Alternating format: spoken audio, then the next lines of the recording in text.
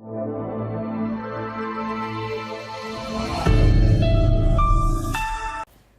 मेरे चैंपियंस, मुझे मालूम है, मैं आशा करती हूँ कि आप सब लोग बहुत ठीक होंगे। तो स्वागत है एक बार फिर से आपकी अपनी कक्षा 3 में। और आज हम कराने जा रहे हैं वाणी श्रृंखला मेरी हिंदी व्याकरण से पाठ 4 और हम सीखने जा रहे हैं शब्द और वाक्य। शब्द यानी कि वर्ड्स, जिसे इंग्लिश में बोलते हैं। वर्णों को एक निश्चित क्रम में रखने से क्या बनते हैं? शब्द बनते हैं। जैसे कलश है तो इसको हम कैसे करेंगे? क अ क ल अ कलश, क्या बन गया? कलश। अगला शब्द है हमारा नवीन। नवीन को हम कैसे डिस करेंगे? न न व ई न वी न, क्या बन गया? न वी न। व में बड़ी की मात्रा हमने इसलिए लगाई है, यहाँ पे लिखा है क्योंकि यहाँ पे बड़ी ई की मात्रा थी। तो इसको हमने कैसे पार्ट्स कर करके, कैसे टुकड़ों में कैसे किया? न वी, व में बड़ी वी न, न वी न। अगला है विद्यालय। व में ई, वि विद्या, विद्या आ, विद्यालय, विद्यालय। तो बच्चों, वर्णों के वह समूह जिनका कुछ अर्थ होता है उन्हें क्या बोलते हैं? उन्हें शब्द बोलते हैं। और शब्दों के भेद, शब्दों के भेद हम देखेंगे। काइंड्स ऑफ वर्ड्स, शब्दों के दो भेद होते हैं, एक सार्थक शब्द और एक निरर्थक। सार्थक मतलब जो किसी मीनिंगफुल होते हैं, जिनका कुछ मतलब होता है, और निरर्थक मतलब कि जो बिल्कुल बेकार, जो बिल्कुल वेस्ट होते हैं, जिनका कोई मतलब नहीं होता, वो होते हैं निरर्थक शब्द। सार्थक शब्द स्कूल, चाय, घर, और निरर्थक लस्कू, यचा, रख, यानी कि इसका कोई मतलब नहीं है ना, तो ये होते हैं, इस टाइप के जो शब्द होते हैं वो होते हैं निरर्थक शब्द। अब है हमारा वाक्य। क्या है?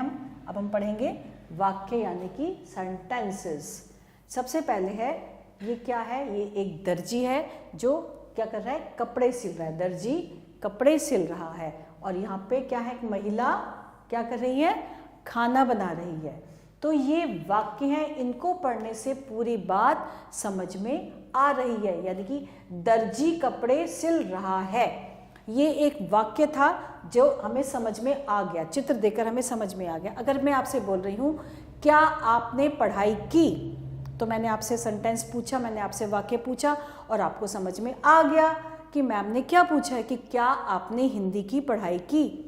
तो ये जो था, ऐसे ही ये एक पूरा वाक्य मैंने बोला जो आपको समझ में आ गया। इसी तरह ये महिला खाना बना रही है, ये हमें समझ में आ रहा है, तो इसी को क्या बोलेंगे? वाक्य होता है।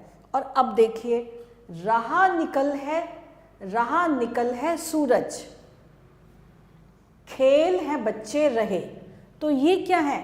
ये है निरर्थक वाक्य हैं, क्योंकि इनका कोई भी अर्थ नहीं है। तो शब्दों का सार्थक व क्रमबद्ध समूह क्या हो जाता है? वो वाक्य कहलाता है। अगर हम एक सीक्वेंस में बोलते हैं, सीक्वेंस में, जैसे कि दर्जी कपड़े सिल रहा है, अगर मैं होता सिल रहा है कपड़े दर्जी, तो ये तो अलग थलग हो जाता ना। तो जो शब्दों का सार्थक व क्रमबद्ध समूह जो होता है वही वाक्य कहलाता है। तो निम्नलिखित शब्दों में से सार्थक शब्दों पर सही और निरर्थक शब्दों पर अब हमें क्रॉस का निशान लगाना है। जैसे कि हम पढ़ते हैं, सबसे पहले लड़का, लड़का सही है। वोटी, वोटी गलत है, कोई इसका मीनिंग ही नहीं है। चाय, चाय सही है। और वानी, वानी का कोई मतलब नहीं है, निरर्थक शब्द है। वड़का, वड़का भी निरर्थक है। पानी, पानी सार्थक शब्द है। वाय, वाय भी निरर्थक शब्द है। वूद, वूद का कोई मतलब है नहीं, तो वूद भी निरर्थक है। रोटी, रोटी सार्थक शब्द है और दूध भी सार्थक है। तो इस तरह से हमने सार्थक शब्दों पर सही और निरर्थक पर क्रॉस का निशान लगा दिया। और अब हमें क्या करना है बच्चों? अब हमें करना है सही शब्द, निम्नलिखित शब्दों को सही क्रम में लगाकर वाक्य बनाना है। जैसे ही उल्टे सीधे लिखे हुए हैं, सबसे पहले क्या लिखा है? बाजार जा माँ है रही। तो अब ऐसे हमें सही लिखना है। हम कैसे लिखेंगे?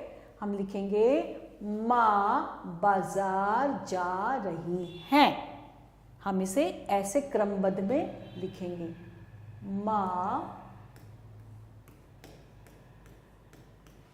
बाजार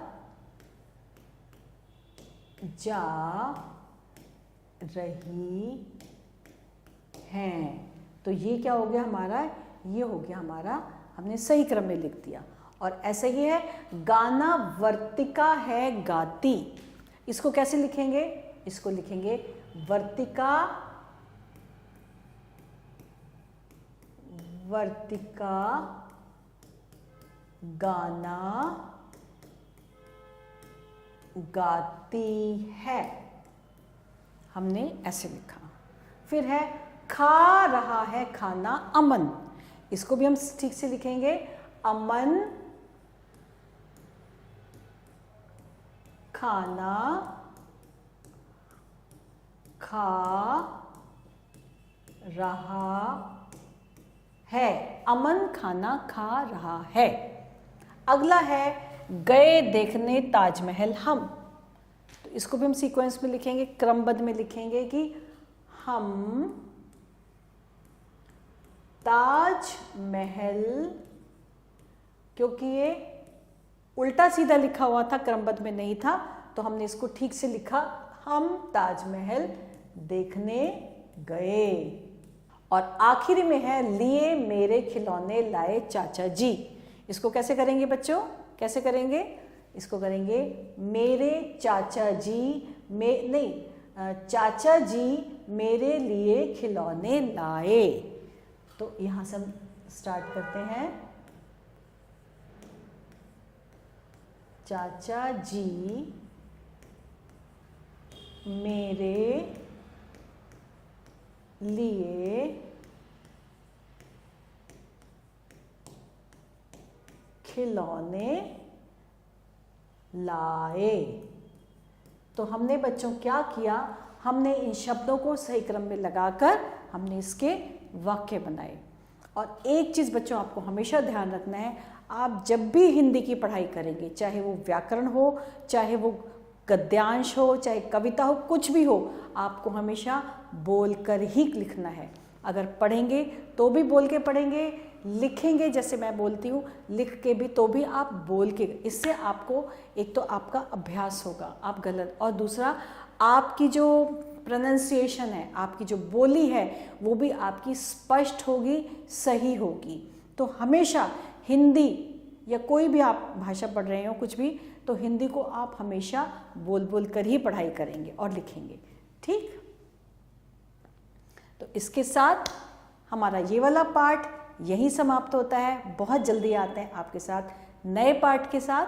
तब तक के लिए आभार।